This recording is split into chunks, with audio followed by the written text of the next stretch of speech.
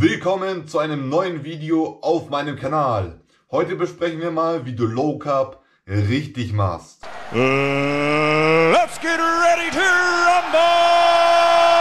Dieses Video ist vor allem für Anfänger, als auch für Leute, die gerade eben mit der Low Carb Ernährung angefangen haben, aber es noch nicht so richtig machen. Deswegen reden wir jetzt nicht weiter heiß um den Brei herum, sondern fangen an mit dem Video.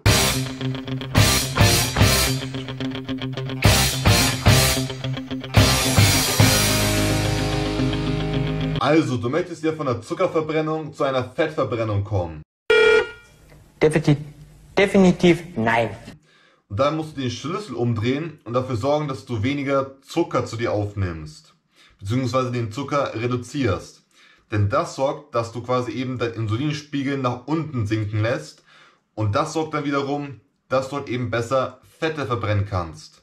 Wenn du jetzt allerdings mehr Zucker zu dir aufnimmst, dann sorgt es wiederum, dass dein Insulinspiegel nach oben steigt und somit deine Fettverbrennung blockiert. Und das möchtest du ja vermeiden, denn du möchtest ja mehr oder weniger Fette verbrennen.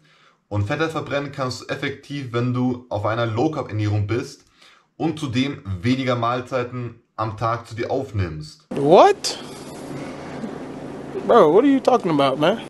Also wenn du jetzt zum Beispiel 4 oder 5 Mahlzeiten am Tag zu dir aufnimmst, dann reduziert es einfach auf 2 oder 3 Mahlzeiten am Tag, damit du auch effektiver in die Fettverbrennung kommst.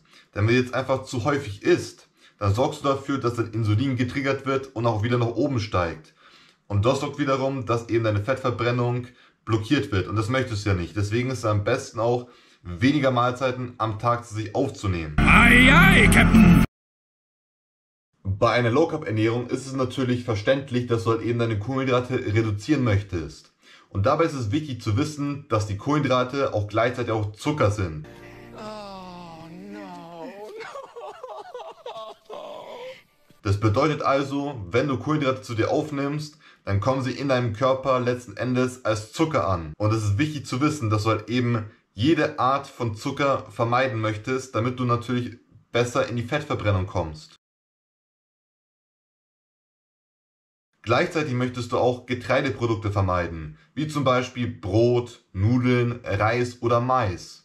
Und wenn du jetzt ganz ehrlich bist, dann schmecken eigentlich Reis oder beispielsweise Nudeln oder halt eben Brot, wenn du sie pur isst, schmecken die einfach gar nicht. Die haben keinen richtigen Geschmack. Schmecken mehr oder weniger so nach Pappe oder nach nichts. Lecker! Nicht so lecker! Und wenn wir auch ehrlich sind, dann haben die auch nicht so wirklich viele wichtige Nährstoffe, die wir brauchen. Die haben eigentlich nur Kohlenhydrate und Zucker. Nein, nein, nein, nein, nein, nein, nein! Und das schädigt uns mehr, als es uns hilft. Was für ein wirres Gerede. Vielleicht hilft es uns für eine kürzere Zeit, damit wir uns halt mehr oder weniger gut fühlen für eine kurze Zeit oder beziehungsweise mehr Energie haben für eine kurze Zeit. Richtig und richtig.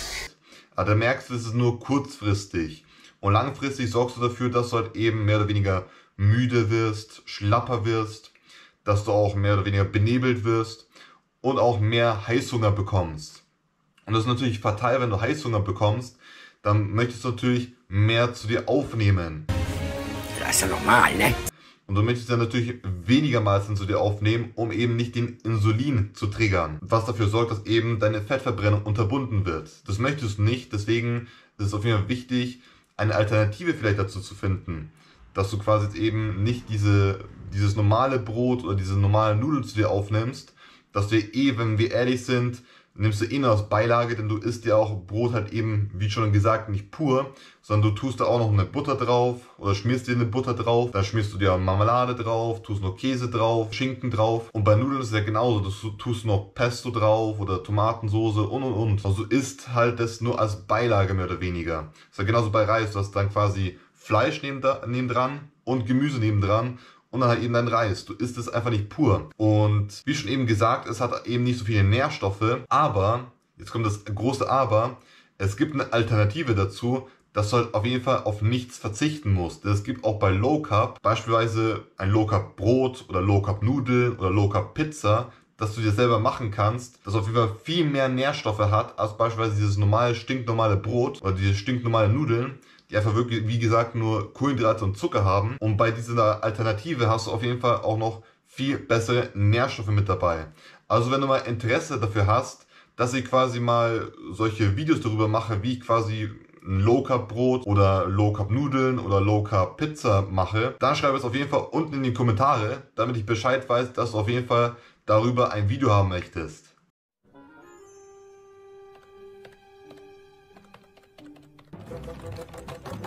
Jetzt komme ich wahrscheinlich mit einer Aussage, wo ich sehr viele von euch triggern werde.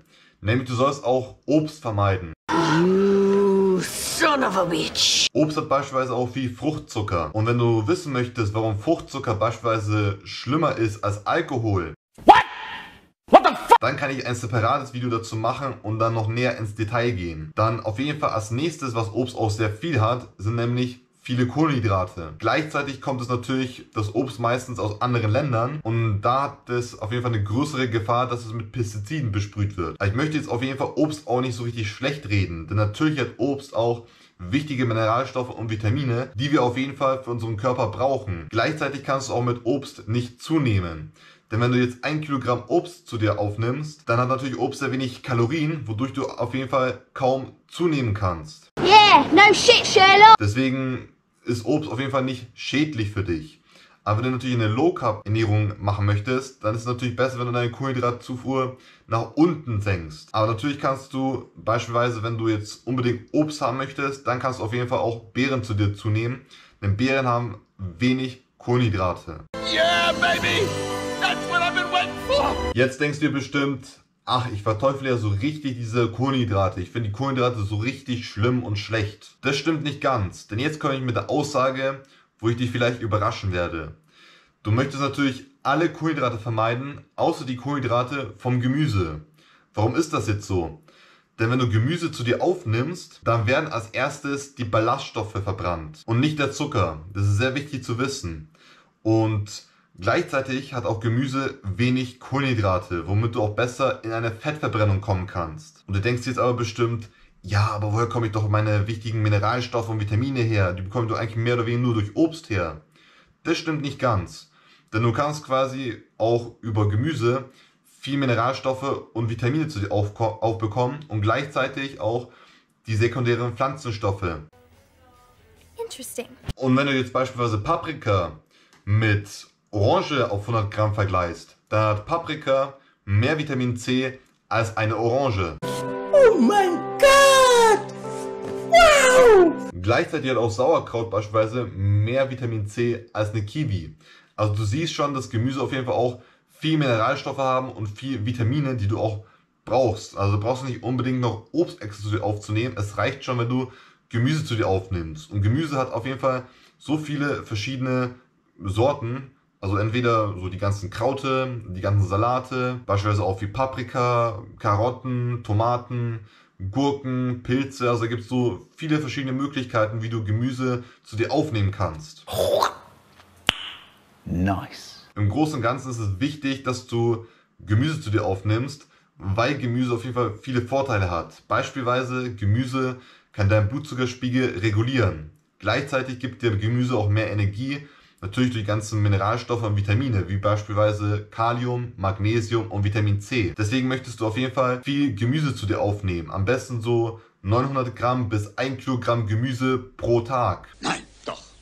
Und es ist am besten, wenn du es auf jeden Fall bei deinen 3 oder 2 Mahlzeiten verteilst. Und du möchtest auf jeden Fall Gemüse auch immer als erstes zu dir aufnehmen. Denn du kennst es beispielsweise, wenn du als erstes eine Proteinquelle und dann quasi noch eine Fettquelle zu dir aufnimmst, dass du dann auf jeden Fall nicht mehr so Platz hast oder nicht mehr so dich danach sehnst, noch Gemüse zu dir aufzunehmen, weil du schon mehr oder weniger voll und gesättigt bist.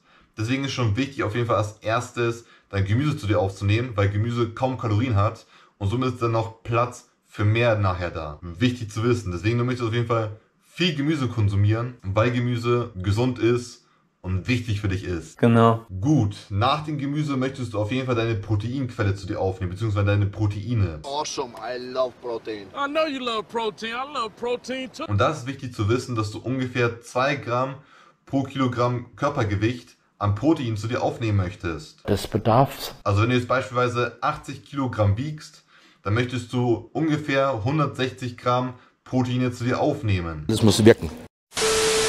Und jetzt denkst du bestimmt, ja, wie kann ich bei einer Low-Carb-Ernährung so gute Proteinquellen finden? Das ist eigentlich ganz einfach, denn eine gute Proteinquelle ist beispielsweise Fleisch. Das rote Fleisch und das qualitative Fleisch. Also jetzt nicht das Billigfleisch aus McDonald's, sondern wirklich so ein Fleisch, das Gras gefüttert wurde. Gleichzeitig möchtest du natürlich auch Fisch zu dir aufnehmen. Ein wild gefangenen Fisch, der selber schon Algen gefressen hat und noch Omega-3 im Blut hat. Dann möchtest du auf jeden Fall auch noch Eier zu dir aufnehmen, die auch eine gute Proteinquelle sind, weil die Proteine von den Eiern sind sehr gut verwertbar und kommen 100% in deine Muskelzelle an. Dann kannst du auf jeden Fall auch Käse als Proteinquelle zu dir aufnehmen. Aber wenn du jetzt beispielsweise Verdauungsprobleme hast oder Allergiker bist, dann kannst du vielleicht Käse vermeiden oder mehr oder weniger reduzieren. Aber Käse hat auch viele Vorteile, wie zum Beispiel ist vorteilhaft für dein Herz, hat auch wichtige Proteine, die du auf jeden Fall auch brauchst. Also ist eine gute Proteinquelle.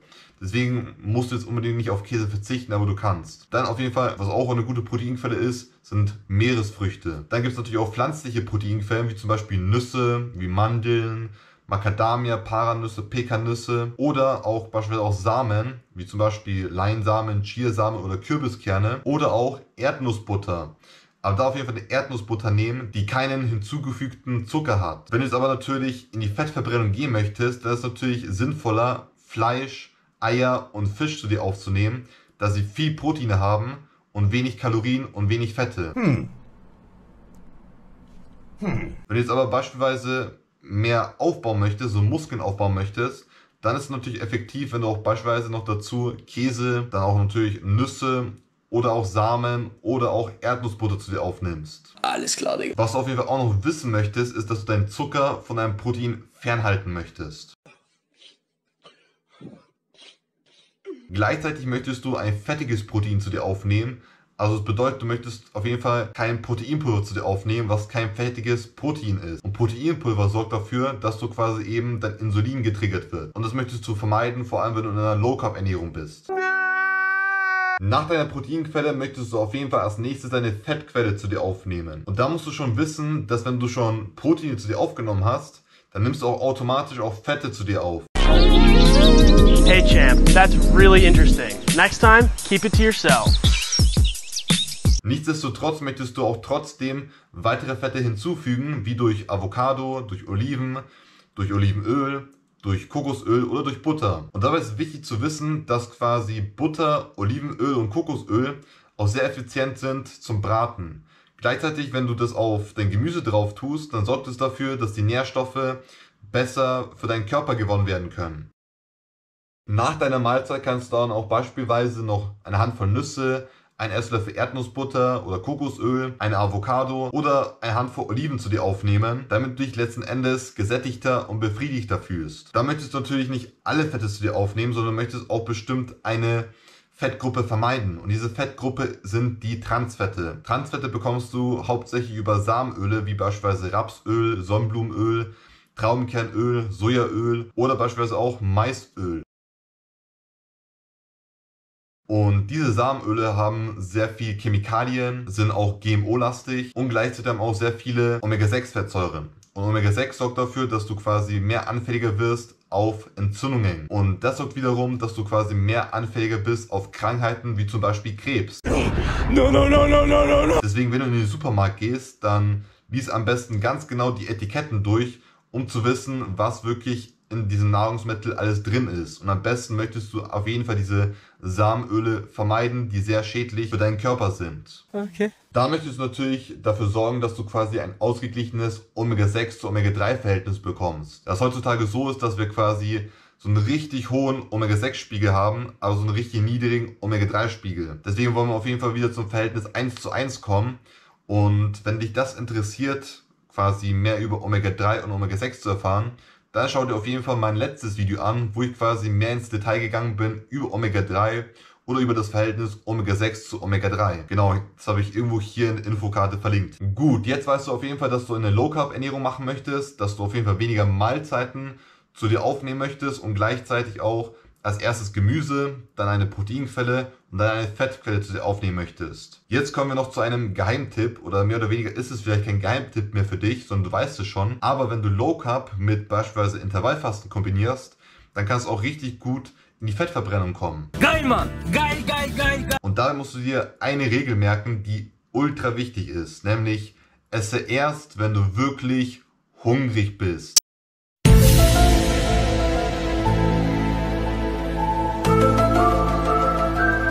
Du kennst manchmal das Gefühl, wo du einfach so ein bisschen hungrig bist, aber dich noch letzten Endes stark und gut fühlst. Und dieses Gefühl kommt meistens immer so 8 Uhr in der Früh auf, wo unser Stresshormon, also das Cortisol, ansteigt und dafür sorgt, dass wir quasi mehr Hunger und mehr Appetit bekommen. Aber einfach diesen Gedanken ignorieren und dafür sorgen, dass du wirklich erst dann isst, wenn du wirklich hungrig bist. Und das merkst du nach einer Zeit, wenn du dann halt quasi irgendwie so benebelt bist oder halt kognitiv nicht mehr so richtig beisammen bist oder dich einfach schlapp und müde fühlst. Dann weißt du, okay, da muss ich was zu mir aufnehmen. Jetzt komme ich wahrscheinlich wieder mit einer Aussage, die dich richtig schockieren wird. Nämlich, du sollst am besten dein Frühstück überspringen oder nach hinten verschieben. Wait a minute. Who are you? Und jetzt denkst du bestimmt, was? Ich soll mein Frühstück überspringen? Was? Ich soll nicht frühstücken? Das ist doch unmöglich, das schaffe ich nicht. Aber wenn du dir das jetzt mal so überlegst, dann hatten unsere Urahnen auch kein Frühstück gehabt. Denn die mussten erstmal hinausgehen in die Wildnis, um erstmal ein Tier zu erlegen und das dann erstmal noch wieder zurück nach Hause zu schleppen, und die hatten dann wahrscheinlich erst am Abendessen etwas zu essen gehabt.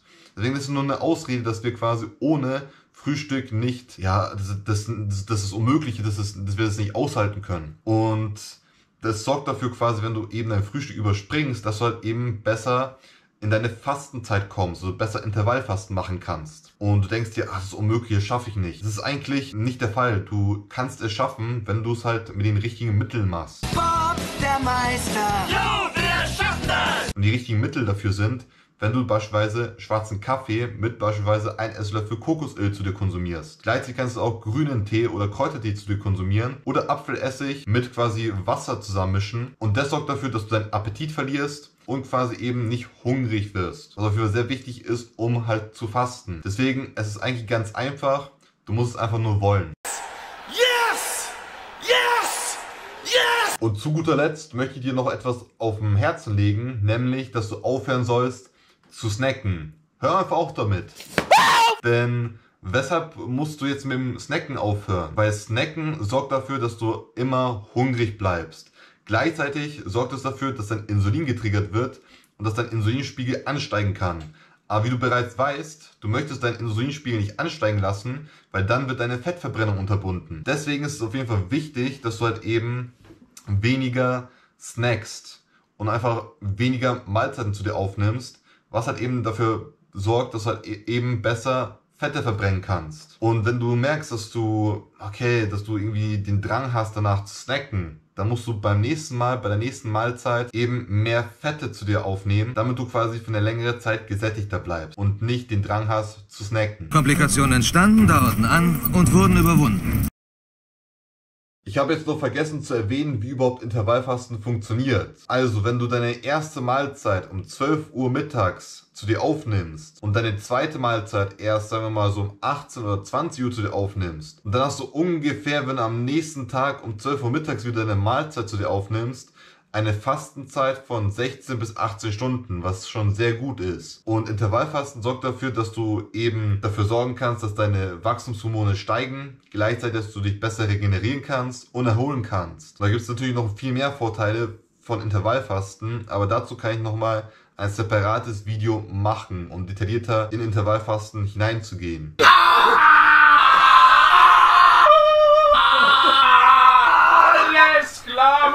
Gut, das war's jetzt noch zum Thema Intervallfasten. Jetzt weißt du alles Nötige, wie du Low Carb richtig machen kannst. Gut, das war's jetzt von meinem Video, wie du Low Carb richtig machst. Ich hoffe, dass dir mein Video gefallen hat. Wenn ja, dann würde es mich auf jeden Fall freuen, wenn du einen fetten Daumen nach oben auf diesem Video da lässt und mich nicht vergisst zu abonnieren, um kein weiteres Video zu verpassen. Bis dann und bis zum nächsten Video. Dein David. That's true.